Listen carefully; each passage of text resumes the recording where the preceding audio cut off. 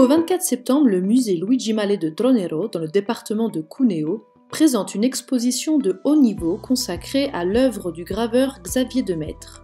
L'artiste, qui s'est spécialisé tout spécialement dans la technique des eaux-fortes, se relie à la grande tradition de la gravure, mais apporte une touche innovante. En plus de ses œuvres consacrées à l'étude minutieuse de la nature, il entreprend un parcours vertueux en illustrant les grandes demeures seigneuriales, entourées de parcs et de forêts.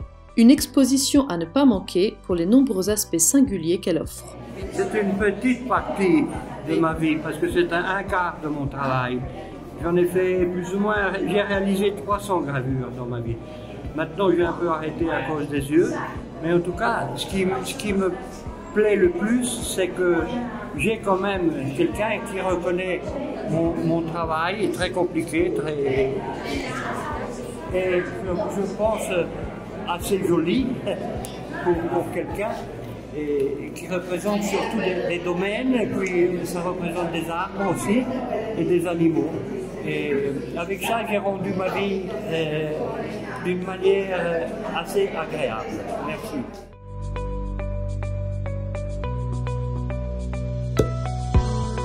Jusqu'au 30 juillet, le MUDEC de Milan accueille l'exposition Dali, Magritte, Man Ray et le surréalisme. La vaste sélection de chefs-d'œuvre présentée dans l'exposition, 180 œuvres, explique aux visiteurs les principes inspirateurs des surréalistes. En utilisant des objets trouvés, des techniques automatiques ou des règles de jeu, les artistes ont tenté d'exclure le rationnel dans l'espoir de créer un choc poétique qui changerait le monde.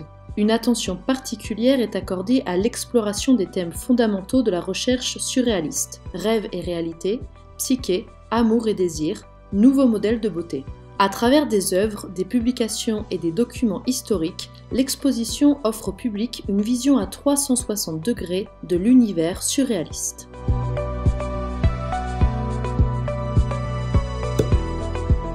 Jusqu'au 26 juillet à Gaorene, la Fondation Sandretto Rebaudengo, en collaboration avec l'École nationale supérieure des beaux-arts de Lyon, accueille la production de deux artistes, Félix Katsitani et Sido Lansari.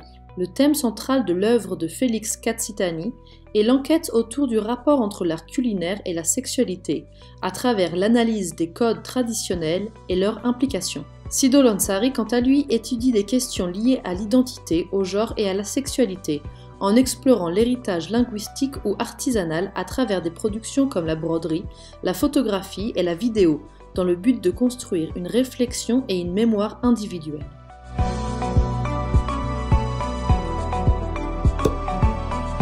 L'Alliance française de Gênes et l'association Mela di Vietro organisent une série d'événements culturels pour célébrer la figure de l'écrivain Georges Simenon et le lien entre la ville de Gênes et le roman policier. Parmi cette série d'événements ne manquait pas Imaginando Simenon, une exposition personnelle de l'illustrateur Niccolò Pizzorno, alias Pizzorn, dédiée au célèbre commissaire. Simenon est l'écrivain qui a le plus accompagné mon évolution artistique.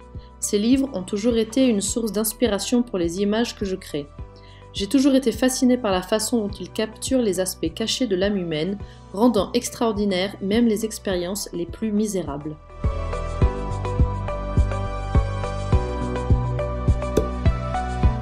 Lancée pour la première fois à Paris en 1982, la fête de la musique a fait son chemin et aujourd'hui plus de 120 pays du monde fêtent le solstice d'été en musique.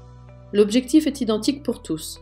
Encourager les musiciens amateurs à se produire bénévolement dans les rues et les espaces publics. Permettre à un public très large, grâce à des concerts gratuits réalisés par des amateurs et des professionnels, d'accéder à des musiques de toutes sortes et origines. En Italie, des villes comme Rome et Naples participent déjà depuis presque 30 ans et proposent une multiplicité de rencontres en collaboration avec le ministère italien pour la promotion de la culture et du tourisme. À Rome, par exemple, plus de 400 animations musicales sont prévues dans la journée du 21 juin.